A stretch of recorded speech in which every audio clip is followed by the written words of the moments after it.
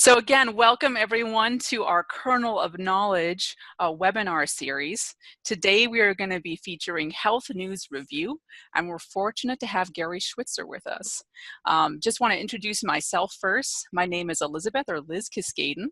I am connecting with you from the National Network of Libraries of Medicine's Greater Midwest Region office. That is located in beautiful Iowa City at the University of Iowa. If you're ever in the area, please stop and visit us. We are located at Hardin Library for the Health Sciences. For those of you unfamiliar with the National Network of Libraries of Medicine, I just want to share that it's a program of the National Library of Medicine, and it's been around for over 50 years. Our organization does education and outreach on behalf of NLM.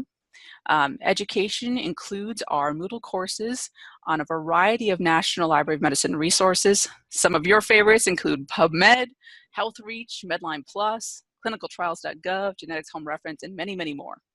We also offer webinar series like this to bring in expert speakers. We bring in expert speakers on health information topics, which is why we're featuring Health News Review today. I want to provide an introduction to our speaker today, Gary Schwitzer.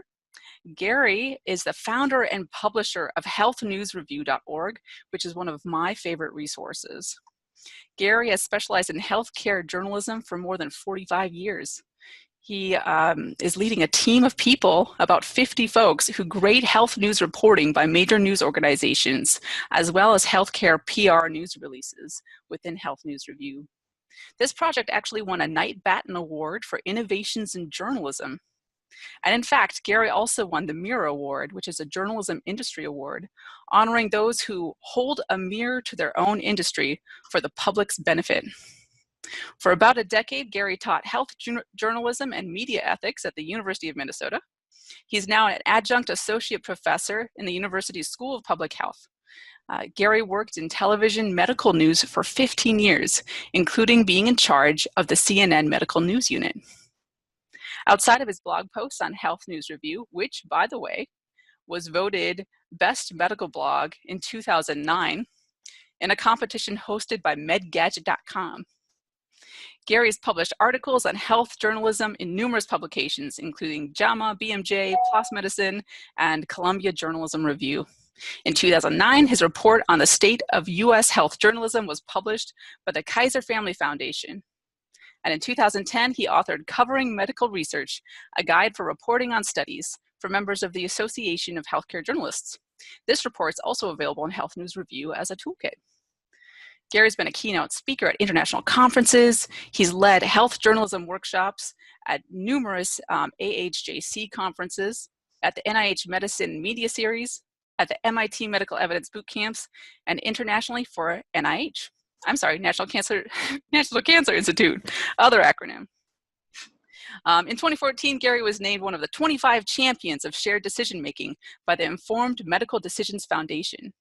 Also in 2014, the American Medical Writers Association honored Gary with the McGovern Award for preeminent contributions to medical communication. I'm so pleased to have Gary with us. As I said, I'm a big fan of Health News Review. I think it's a one-of-a-kind resource. Beyond just the critical analysis of health information in the media, Health News Review has introduced me to a community of individuals challenging health journalism, looking for a more accurate portrayal of health information in the news. Now, folks, I'm just going to stop here and check our chat box. I've got a chat coming in from Dina that says the sound's going in and out a little bit. I'm sorry about that, Dina. I'm just going to get a little bit closer to the microphone here and see if I can get that resolved. All right, folks, for those of you who have never attended one of our Kernel of Knowledge webinar series before, I just want to share that this is informal and we really do want to have some communication with our attendees on the line. So please continue to put questions into the chat box as we go through. I will be keeping an eye on the chat box while Gary is presenting, and we'll occasionally stop and we'll answer your questions. So please keep it coming. We'd like to have a little bit of engagement at these. All right, I'm going to go ahead and stop sharing, and we're going to pass it over to Gary, and Gary will share his slides from his end.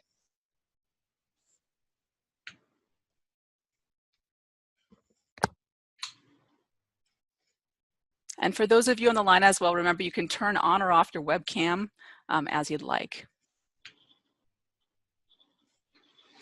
Looks good, Gary. Good. Take it away, huh? Take it away. Boy, as I listen to your introduction to me, it really makes me sound old, but it should. I just turned 67, and one key piece of information that Liz didn't include was that we're shutting down within about 2 weeks after about 13 years of operation when you consider the 1 year beta development stage. We've lost funding. I looked really hard in every appropriate and relevant corner over the past year and a half, and it just looked like we had run out our string. However, everything that you're about to hear about and the resources that I will link to at the end of the presentation will still be alive. The site will not go dark. I think I have put away enough money to keep the site open and accessible for the next 3 years. So this discussion is not a moot point.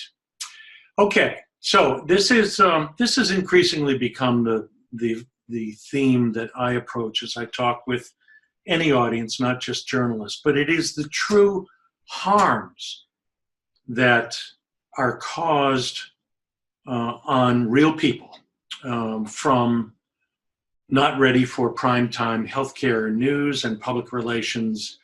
And I think that we can do a better job and avoid a lot of this harm.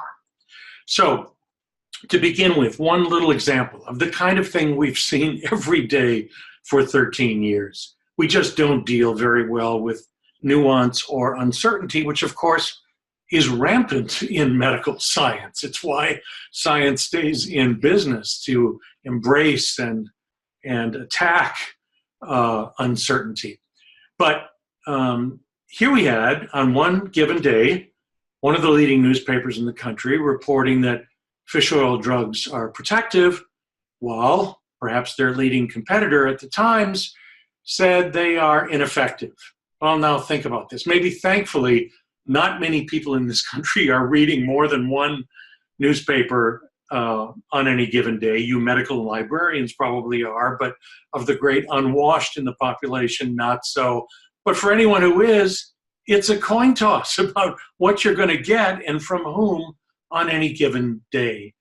And it's, when you get to the bottom of this, it is really the failure to effectively and adequately evaluate the evidence and explain it to the public. So I have been at this a long time. Shortly after I resigned from CNN, the editor of JAMA at the time, George Lundberg, heard a talk that I gave. I think he thought I was a physician. He asked me to submit it for publication. I told him I wasn't. He said he didn't care. He wanted it anyway. And so this was my first medical journal article back then. And this was the last paragraph of that article, that the failure to take time in reporting helps explain why we get what we get. A lot of quick fixes, magic bullets, daily breakthroughs. And you'll see right here, way back then, what is this, 26 years ago, I was talking about this theme of harm, that we feed hysteria and hypochondria, thereby harming and not helping people. Then 8 years after that, I was deeply inspired by what I thought was a groundbreaking piece in the New England Journal by a guy who's gone on to become a friend of mine, Ray Moynihan. He was then one of the leading healthcare journalists in the country, or in the world, from Australia. He now has earned his PhD at Bond University and is more of a researcher than he is a journalist.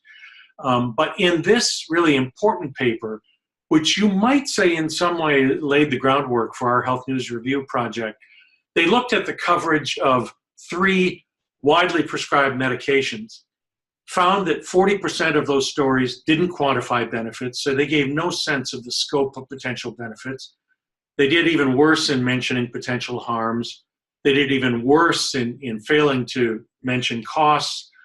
Half of them quoted at least one expert or a study with a conflict of interest with a drug company, and only 39% disclosed financial conflicts of interest for these sources. When I get to our own data slide a little bit later, it is striking how this much smaller sample from this paper 18 years ago parallels our 13-year experience up to today almost exactly mirrors it. So 5 years after that paper, and I hope many of you are familiar with the work of John Ioannidis, who's now at Stanford, this was the kind of paper that you think would make a person a pariah in research by writing that most published research findings are false, but indeed, anyone who's going to be open-minded and honest would admit that Ioannidis was right, and rather than becoming a pariah, he's developed a terrific and a well-deserved international following. If you don't know this paper, it must be on your must-read list. Then in 2005 is when I began planning for, and then indeed in 2006 launched this project, which was the first and is still the only such project in this country to systematically review healthcare news. And more recently, we began reviewing healthcare public relations news releases. This was the homepage of a site that has been changed many times in those 12 years. As you can see, the date of that Baltimore Sun story was April 18th, 2006, our first day. Then in 2008 was the first time that we published our data. This was after 2 years really, of publishing in PLOS Medicine. And the editors of PLOS Medicine wrote this editorial in which they said, this is a troubling report card, not just for journalists, but for all of us involved in disseminating research. Researchers, their academic institutions, journal editors, reporters, their organizations, to work collaboratively to improve the standards of health reporting. 10 years later, I'm not sure we can say that that collaboration has really achieved very much, or that much has been done to collaborate, frankly. Just last year, the BMJ wanted me to, this was an invited editorial to write about fake news, and I said, I don't want to write about fake news. I don't want to promote this term that our president has latched onto. And in fact, I don't think that truly fake news, which as you see in this excerpt, to me denotes deliberate deceit, is the main problem of what we see when we look at this every day. It's a far bigger problem is sloppiness from a much broader range of hurried, biased, imbalanced, incomplete stories that don't offer context or analysis. In a nutshell, we try to help people avoid the avoidable harm that comes their way from misleading messages from a variety of sources. So it's avoiding avoidable harm. It's avoiding avoidable ignorance. So just some numbers real quick. As I said, we're nearly 13 years old. Oops, there's 2 years there. Sorry about that. Everybody needs an editor. We've systematically reviewed with criteria that you're about to see, more than 2,600 news stories. We've systematically reviewed more than 600 public relations news releases. Our blogs, about 2,800 of them, allow us to step outside the somewhat rigid boundaries of those systematic reviews and get into things that also cause a lot of havoc, like healthcare advertising and marketing and talk shows and other things. Any topic that might pollute the public dialogue is fair game in that blog. And in the nature of most blogs, it's edgier, more opinionated. We have a lot of fun and I think do a lot of our most important work on that blog. We've done 50 podcasts. My favorite, of a variety of people we've interviewed, my favorite are the patient interviews with patients talking about how they perceive they have been harmed by misleading media messages. And then sort of a hidden gem on the site, and these are some of the links I'll take you to later in the talk, what I think is one of the more extensive toolkits of tips and resources for both consumers and for journalists. Not perfect by far. Some of them might seem a little elementary to you folks even. But when you consider the target of a broad general audience, this may be one of the best collections out there, and we'll look at that a little more closely later. So all we review, and I put that all in quotes because this is a lot, are stories that include claims about interventions. And currently, although the scope of whom we review has changed often in the course of our 13 years, this is whom we review every day now and basically for the last 3 or 4 years. So as you can see, it's a mix of traditional newspapers, then the websites of the 5 leading television networks, a couple of wire services, and then some important online healthcare news services. 4 years ago, we began reviewing public relations news releases, really from everyone under the sun: government agencies, universities, journals, nonprofits, industry, and professional medical organizations. So don't let your eyes roll back in your head. This is the one data slide, but this is pretty important. So we have 10 criteria, but I don't think those 10 are equally weighted. I'm convinced that these 5 that you see on the left are more important than the other 5, and perhaps not surprisingly, they are the 5 poorest performers, the ones that gave journalists and PR professionals the hardest time. So let's look down that middle blue column. So we're looking at the average score from, or the percent rather, of unsatisfactory scores for 2,600 some news stories. How do they do in addressing costs? Now remember, the eligibility criterion is they're making a claim about an intervention. All right, so you're going to make claims about it. What about the cost? We hardly ever get there. Did you assess the size of the potential benefit? How big, or often how small is the potential benefit? 2/3 of the time we never get there adequately. How about harms? Ditto. How about the quality of evidence? Ditto. How about, in talking about the new, which we understand you think is your job, did you put it into the context of existing alternatives? And more than half the time we don't get there. Then look at the yellow column on the right. Public relations news releases, forget about it. In each of these instances, the grade is even worse.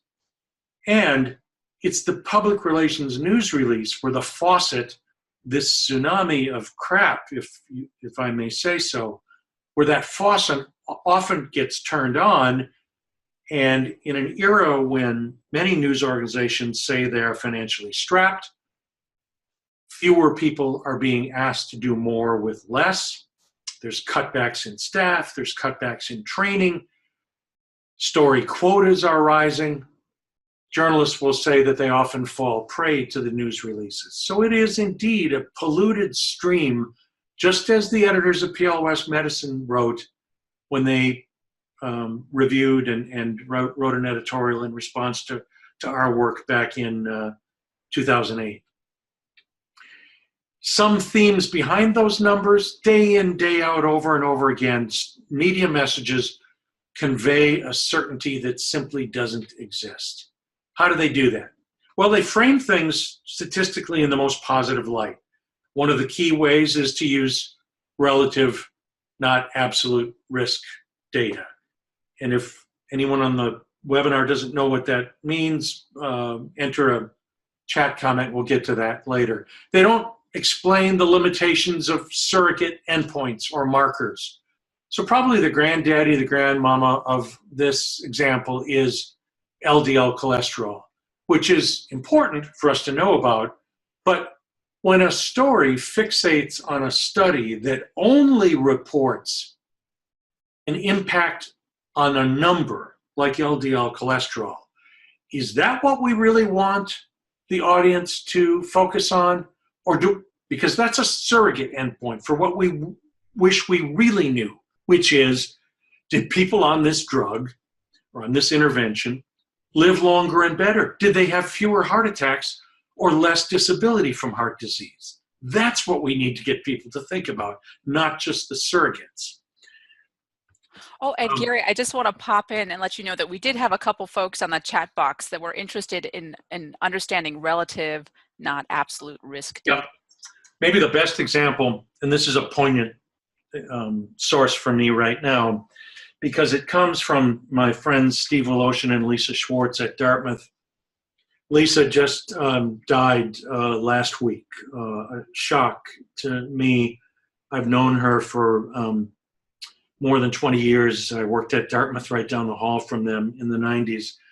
They have been terrific in getting the FDA, researchers, journalists to think about how they present data. And so on this point of absolute versus relative risk, I always use their example. They say it's kind of like having a 50% off coupon at a major department store, but you don't know what that 50% off can be applied to. Can it be applied to a diamond necklace you're going to give your wife for Christmas, or is it only good for a pack of chewing gum? The 50% off is the relative number. And whenever you hear in a study an effect size of, I'll just say 20, 30, 40, 50%, ask yourself two words: of what? The classic case in my mind in the real world is when Merck, the drug company, marketed osteoporosis, their osteoporosis drug, Fosamax. They marketed it saying, big round number, it reduced the risk of hip fracture by 50%. Okay, everybody on the webinar, you ask yourself, 50% of what? And the of what was this: in the best of Merck's data from their clinical trials, it reduced the risk of hip fracture from 2 in 100 in the untreated group to 1 in 100 in the treated group. That is indeed 2 down to 1 is a 50% relative risk reduction, but you can do the math. The absolute risk reduction was 1 in 100. So if you work for a drug company, you tend to promote the relative numbers. If you want to help the public understand true impact, you want to use the absolute numbers. And of course, another statistical tool is the number needed to treat. How many people would you need to treat in order for one to benefit? And in this case, that would be 100. You'd have to give 100 women this drug in order for one to benefit.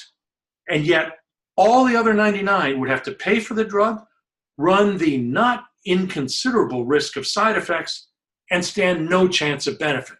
And you don't know which one, whether you're going to be the one or more likely one of the 99. And we don't tell stories that way. And I think this could be a webinar for 7th graders, and they would understand this. So back to the slide.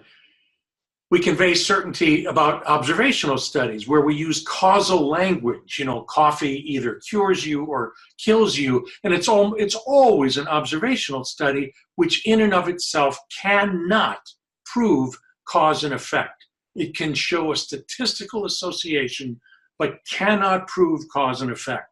So it is simply wrong to use such language. The tyranny of the anecdote is where we often end a story with the rosiest, most positive patient anecdote who is so satisfied with his or her outcome without any contemplation of whether that person's story is representative of what the body of evidence would show. And similarly, single source stories, so here even single source experts, when we don't even look at the conflict of interest in those sources.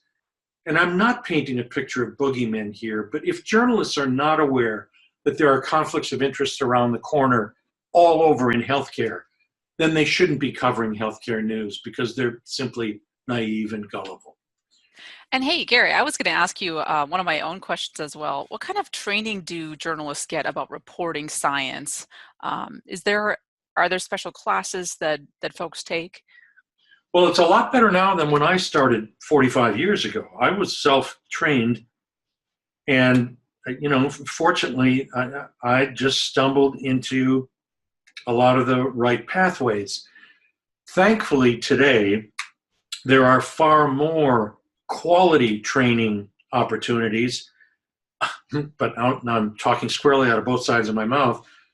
Sadly, one of them was run by that couple I just mentioned, Woloshin and Schwartz, who at Dartmouth and at NIH headed the very high quality NIH Medicine in the Media series for about 10 years. And it has not been offered now for several years, and I'm not sure that it will be again. Still, though, Liz, too many people get thrown into this beat like I did, and it's a luck of the draw whether they pursue it, without breaking both arms, patting myself on the back here, as seriously as I did or not.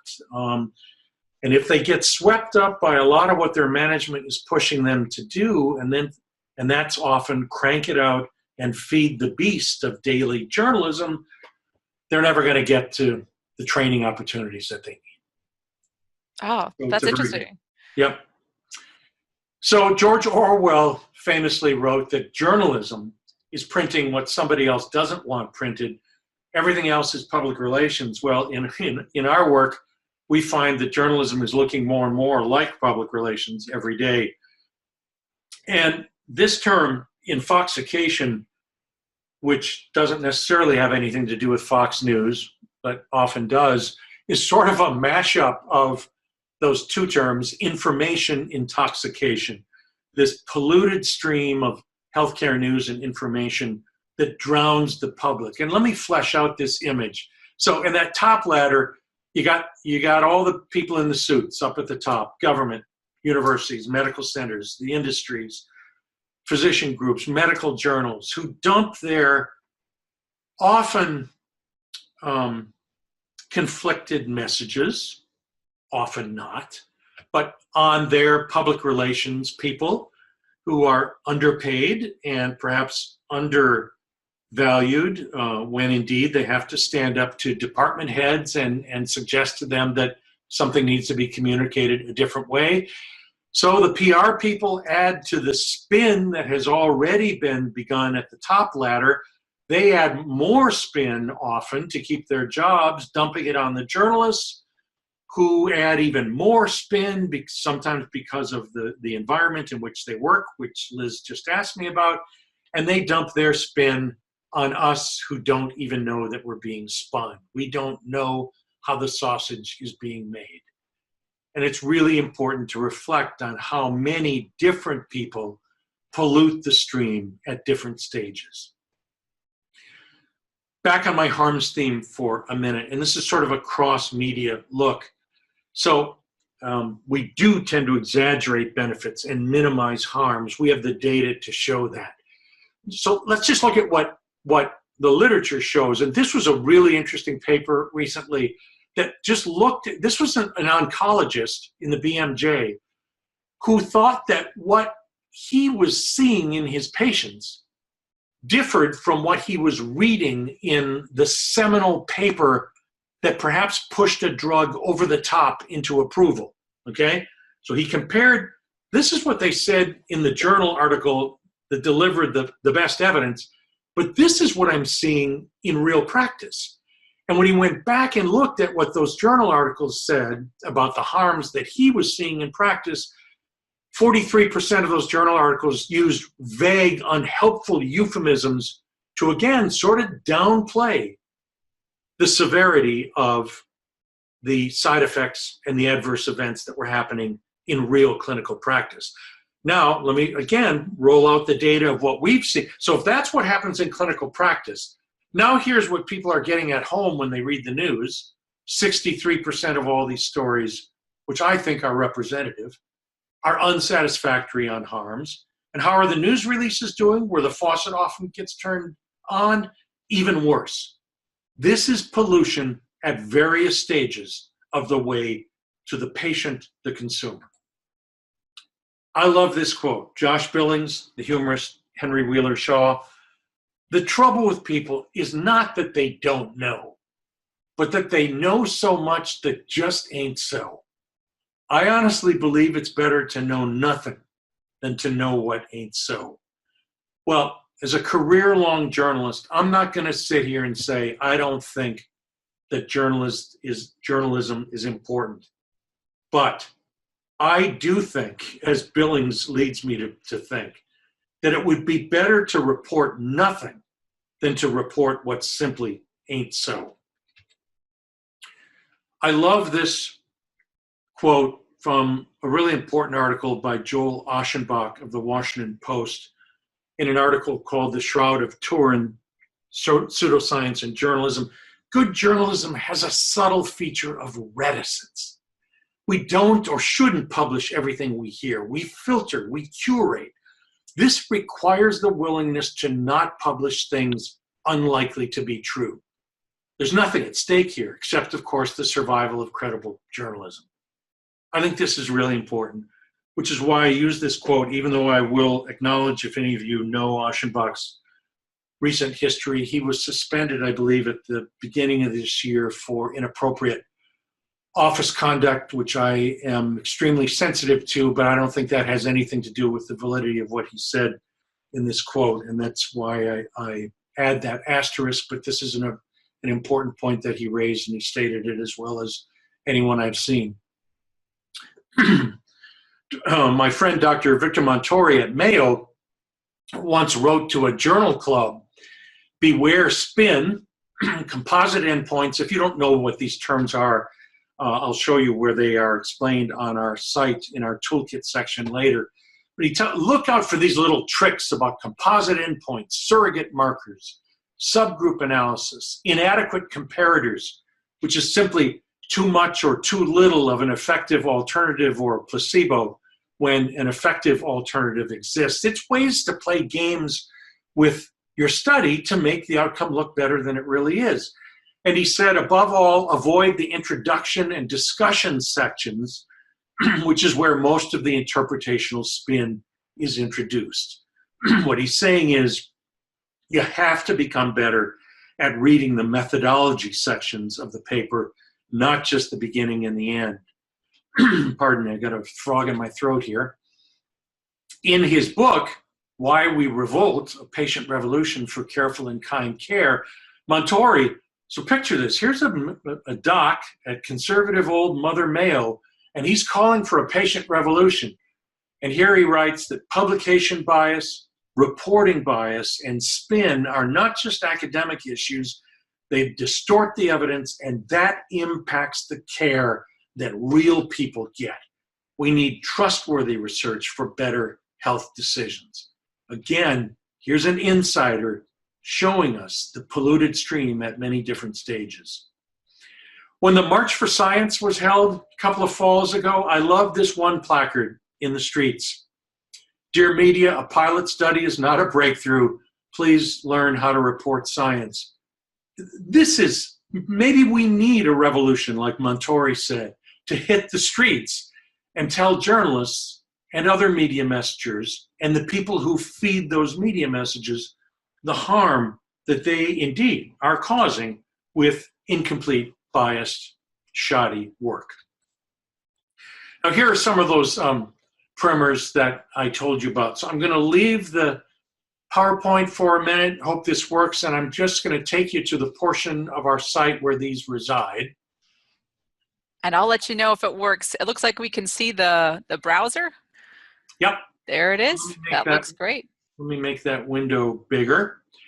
And so when you come to the home page of our site, what you're seeing up here, this horizontal navigational bar, is on every single page. To get to the toolkit, you go to the toolkit here, and that's, I clicked on toolkit to get here.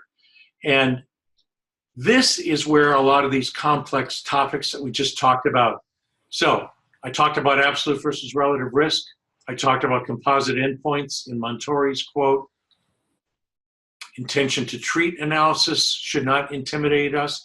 I talked about the number needed to treat in that osteoporosis example. Observational studies I talked about, surrogate markers and subgroup analysis, all things that I've talked about.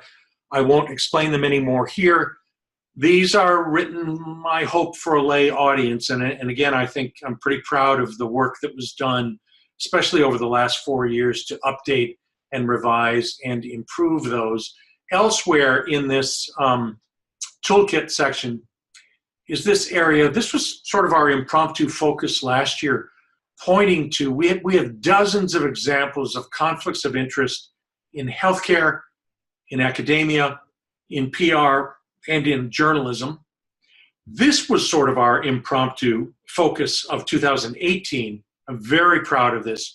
We've told about 20 stories of people who told us how they were harmed by misleading media messages about healthcare. Many cancer examples, stem cells, migraines, medical devices, experimental therapies, an MS patient, unnecessary medical testing, and so on. And Gary, how did you find folks for those stories? I had seen that on the site earlier, and I was curious how, people. We really beat the drums. Okay. We went on social media sites. I tapped almost all of my regular sources asking for help. And then it became a boulder rolling downhill. The more we started to post, the more the stories came in. And it is a sign to me of a mostly quiet but burgeoning patient revolution, in my mind, of people who have said, I don't know how many of you remember the movie Network, where the crazed anchorman Howard Beale said he was mad as hell and not going to take it anymore.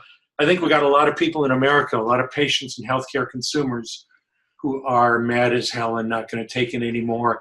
And you got to look for them, and you got to give them voice, and you got to give them a platform if their stories are to be heard and appreciated and acted upon. So now I'm going to go back for a moment to the PowerPoint.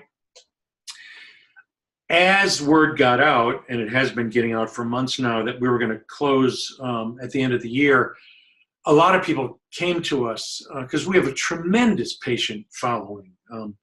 We will end this year with about 800,000 active users this year, which to me is incredible. That's wow. Nothing yeah, that's huge. Yeah, nothing to the New York Times and the big boys and girls, but to a little not-for-profit in flyover country here in the Twin Cities area, this is huge. So I wanted to respond to those people saying, well, where are we going to go for help when you go out of business? This is far from a perfect list, but you librarians, I thought, would appreciate it. So it's on our blog. You find your blog right here in that upper navigational. And again, it's close to the top this week. It's right here. And I'll go back into that. And in it, I list 5 categories. I didn't want this to be a top 10 because that just sounds too all-inclusive. And it's not that. There's a lot more I could have put in here. Rather, I created categories that I thought were important. So here's 3 leading daily news sources. Here are, what do I got? 1, 2, 3, 4, 5 leading podcasts, blogs, YouTube, and 1 Netflix example. Here's 2 great examples if you want to sharpen your focus on conflicts of interest in healthcare. And then here are 2, this bottom one, a former academic colleague of mine at the University of Minnesota, combating misinformation. But then I'm reminding people that don't forget about us, that these toolkit resources that I just showed you will still be there for as long as I keep this site alive, and that's, I hope going to be 3 years or so. Back to the PowerPoint. One other thing, a lot of people ask me, some of you might, well, how does news organization A stack up over time against news organization B? And we've kind of hidden this on our site, which I'm sorry for. This is how you find it. This is the news story index page, okay? Or you could go into any individual news story review and you'll see this pie chart. And if you click on that pie chart, you get this page that gives you this static pie chart, which is our history, all 2,000 or so reviews that we've done, and how a story did on those 10 criteria, whether it got satisfactory or unsatisfactory, for the sake of ease of display, is translated into a star score of 0 to 5 stars. 0, terrible, 5, terrific, okay? So the average star score across that whole history is 3.1. pretty average, right in the middle. Then you can go to a pull-down menu and pick any one of these news sources that we've reviewed over time and see how they did. So the first one that comes up automatically, alphabetically, is abcnews.com, their online effort, and they're below the national average. So you may want to do that on your own time. I summarized that for you, however, in this next very busy slide. So again, the national average is 3.1. Here are three of the best. The website Vox, the website Stat, which is a Boston Globe company product, and the Philadelphia Inquirer. And then what used to be, remember when we couldn't wait for Time, Newsweek, and U.S. News and World Report to show up in our mailbox every week? Well, don't hold your breath anymore for their online products, because they're really bad and they're not getting any better. And the TV networks, we used to review their on-the-air product, but gave up on it because they were so poor. Their online news operations aren't much better. Only CNN is above the national average. The other three are below it, with Fox News being the lowest out of any single news organization we've reviewed, with at least 10 reviews, with almost a rock bottom 2 stars out of 5. So I want to leave a lot of time for your comments and questions. My funding for the last 4 years has been from the Laura and John Arnold Foundation. Extremely generous funding. I have no hard feelings over them ending their funding of us. I think they have redirected their priorities towards one direction is gun violence prevention. And you know what? If you want to take the money you were giving us and devote it to gun violence prevention, I say God love you, because that's an important cause for all of us. So maybe someday somebody will pick up the baton. I can tell you that as recently as yesterday, somebody approached me with an idea about someday, not right away, keeping this thing alive. I'll believe it when I see it. I'm 67. I need some time off. I will say we're keeping the site open. I will occasionally, when I roll out of bed in the morning, be so moved that I'll want to write something, or I'll want to hire somebody to write something, but it won't be nearly at the volume of work that you've just seen explained on this webinar. So I really welcome your thoughts and questions and suggestions, and pushback is welcome as well. And Gary, I just want to put in a plug for the Facebook page that Health News Review has had. I have followed that on Facebook for a while, and a lot of great items have come up in there. It's kind of just fed directly to me, as well as the Twitter feed.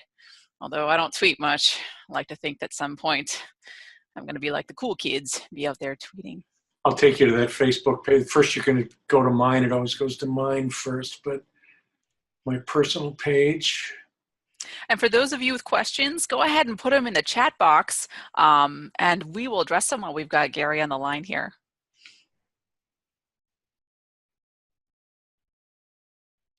I thought this has been, this is nice, because a lot of those story reviews come out right there in your Facebook news feed. We should be posting all of them here at one point or another. Yep. And Gary, would you mind showing us what that story review looks like, just for those Yes. that haven't been out? Sure. So I'll just click on this one. This will bring us back to the site. Yeah, that's a really good point, Liz, because for one thing, you can't judge a book by its cover. You can't judge one of our reviews by the star score. Frankly, I'm going to jump around here a little bit. Just last week we gave, or this week maybe, yeah, we gave Health Day a 5-star score. And to me, it's not reflective of one of the biggest take-home points, which we're careful to explain. That I think it's in here somewhere. Yeah. Yeah, I'll say I saw some of the Health Day content in the past with like very low scores. Yeah, they do. And in this case, I can't remember what our point was, and I'm not going to waste your time on this call, but there was something significant that was missed. As you can see, I was not one of the 3 reviewers on this site, so I'm not that intimately familiar, or my recollection at age 67 is slipping. But I'll go down this one anyway, since we're in here. So we always have, this is our template. We try to give you the gist of it up here in the review summary. We then try to explain to you why this matters, and this can go in one of 2 directions. It's either, why does this healthcare topic matter? Or it could be, why does journalism about this, or why does how we communicate this to the public matter? And then, criterion by criterion by criterion, you not only get this grade, was it satisfactory or unsatisfactory? And by the way, if you click on any one of these criteria links, you're taken to a much broader explanation of why we thought that criterion was important, often with a video explainer like this one is with me here. And then we give satisfactory and unsatisfactory examples. But, so we not only do that, but then we write why we thought it was satisfactory or unsatisfactory. And as you can see, if you add up the word count on our review, it almost always is longer than the word count of the original story. I've had journalists say, well, come on, your review was much longer than what we wrote, to which I always say, well, who owns that problem? Talk to your editors about increasing your word count. What I didn't show you was, at the very top, you can go back and read that original story, if their link is still alive, and then you can compare it with our review. So this, Liz, and all of you on the webinar, this is where the teaching takes place. This is where we explain that. Let me find one that has some negative examples.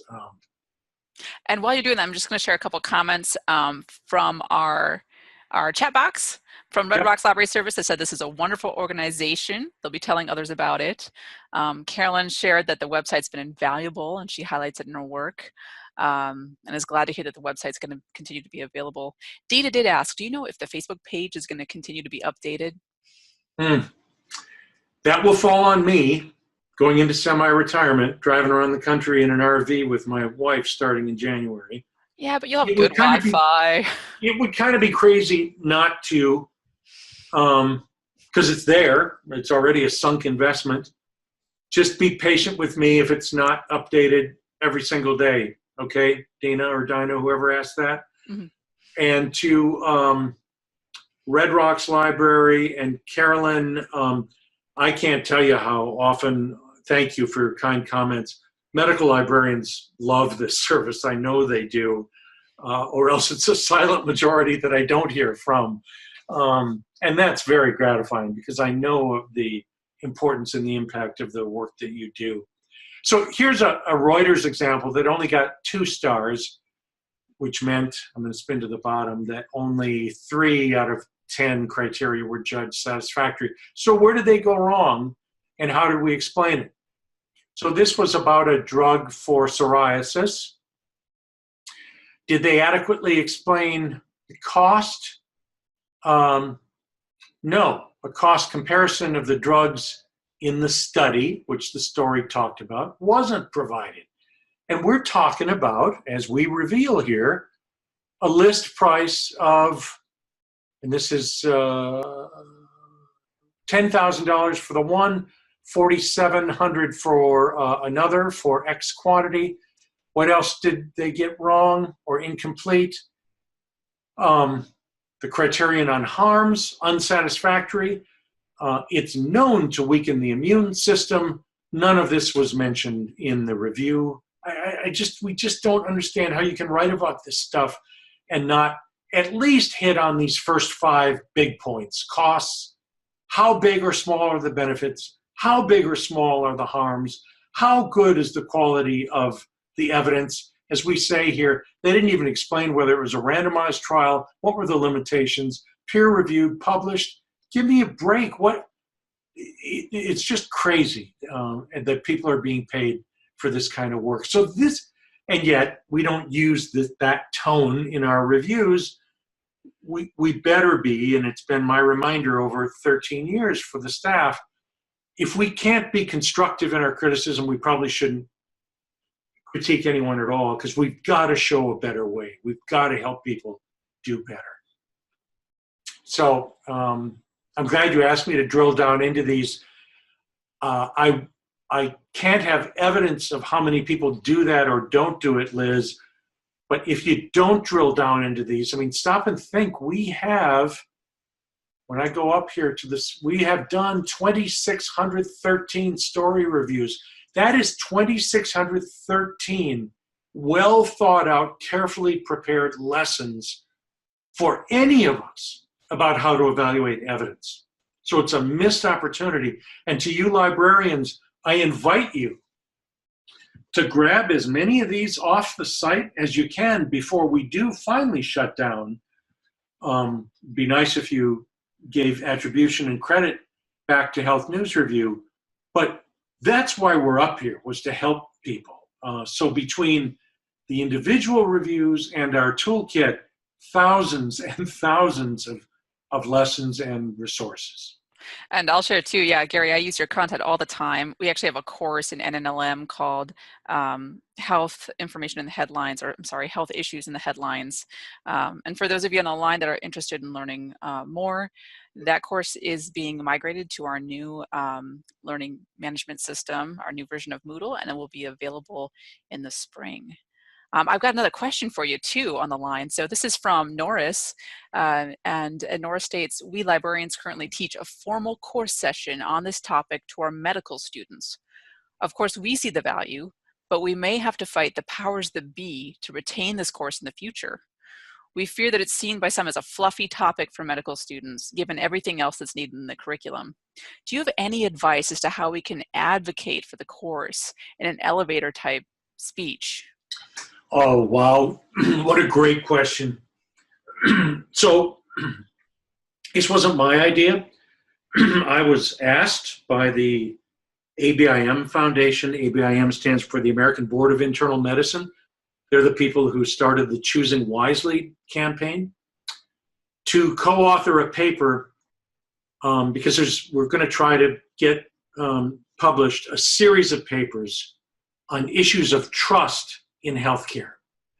So for your elevator talk, anybody who has a pulse in med school education and administration has to know that trust in healthcare is in jeopardy. Anybody in journalism has to know that trust in journalism and more broadly media is in jeopardy. This project lives at the intersection of medicine and the media. And here I am, a non-physician, just an old journalist, being asked by a leading healthcare group to co-author a paper for a medical journal about trust issues related to the way that messages are communicated to the public. You can't just point a finger at journalists. You have to point a finger at the sources. And that's clinician researchers, their academic institutions, i.e. med schools. So you can't tell me that you can't shoehorn in an occasional seminar, if not a regular course, in how to communicate research findings, how to communicate better with your patients about how they should evaluate, they, the clinician researchers, what they read in the news, and how they should help their patients navigate these confusing messages. So that's a great question. And man, if I need to formalize and write this elevator talk for you, I'd be happy to do it sometime. But I hope that I just gave you some tips as to how to pursue this. Also, although maybe a dean of a medical school wouldn't listen to the dean of a school of public health, just have anybody contact John Finnegan, the dean of public health at the University of Minnesota, and ask him, why did you offer your school of public health as the institutional home for healthnewsreview.org in the past 4 years? It's because Dean Finnegan said, this is absolutely locked into the core mission of our School of Public Health. So I don't know why it wouldn't be locked into the mission of a medical school as well. I hope that helped. Oh, absolutely. And I'll say, Nora said, thank you so much. And this resonated with some of the other folks in our webinar. So Red Rock says, it's music to my ears. I have a master's in communication and I'm studying trust with nurses and patients in oncology settings. Wow. So sounds like there's an evidence base out there, or there's going to be, that could assist. Red Rocks, I would just say, I don't know if you know about or if you do, what you think about the work of a young oncologist. He's in his 30s, named Vinay Prasad, Prasad, who's at Oregon Health Sciences University, trained at NCI. He was one of the people I cited in that article I showed you about web resources you can turn to when we go out of business. I don't know how he gets done what he gets done. I am sure he's a fabulous clinician. I know he's a fabulous researcher. He is a prolific author. And on social media, look him up, Vinay Prasad, Vinay Prasad.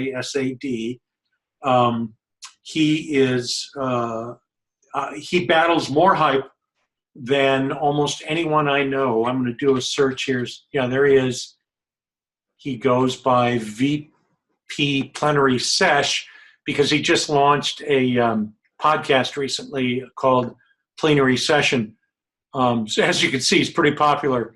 26,000 followers, 34,000 tweets, 33, 34 years old. He's a rising, he's already a star on the horizon of oncology, in my view. And largely because of how he teaches us how to communicate better and battle hype. I'll have to follow him too. Oh, and just another question about your paper series on trust in healthcare. Is that something that's going to be publicly available? Only a few of the papers have been submitted. My co-authors and I are probably, unfortunately, slowest of the entire group. There are a dozen some papers in the works. And so, yes, obviously, both ABIM Foundation, the instigator, and the journal, which I won't name the journal that's considering these right now, because you don't have it until you've got it. I'm sure we'll be publicizing this. It'll be, and if it happens, it will probably not all be at once, but maybe 3 papers at a time spread throughout the year or something like that. Okay, that sounds great. Well, folks, I know that we're running out of time here, but if you have additional questions, Gary and I chatted beforehand, and we're happy to just linger on the line a little bit for those with additional questions. For those of you that do have to run, just a couple of things. First of all, we have an evaluation for all of our sessions. I'm going to put the URL in the chat box here, but you're also going to get an email from me with that URL and a link to the recording once we have this uploaded onto our YouTube page. I do ask that you be careful or be patient with us because it takes us a couple days to get the closed captions up on our recording. But everyone who's registered will get a link to the recording and the evaluation. For those of you who are interested in continuing education credit, again, we do have this approved for 1 contact hour of Medical Library Association CE. You can get access to the CE just by taking the evaluation. At the very end, there are step-by-step instructions for claiming your credit on the Medical Library Association's website. For those of you that have more questions, please do stay on the line with us. And those of you that have to go, we'll see you next time. Thanks for watching. This video was produced by the National Network of Libraries of Medicine. Select the circular channel icon to subscribe to our channel. Select a video thumbnail to watch another video from the channel.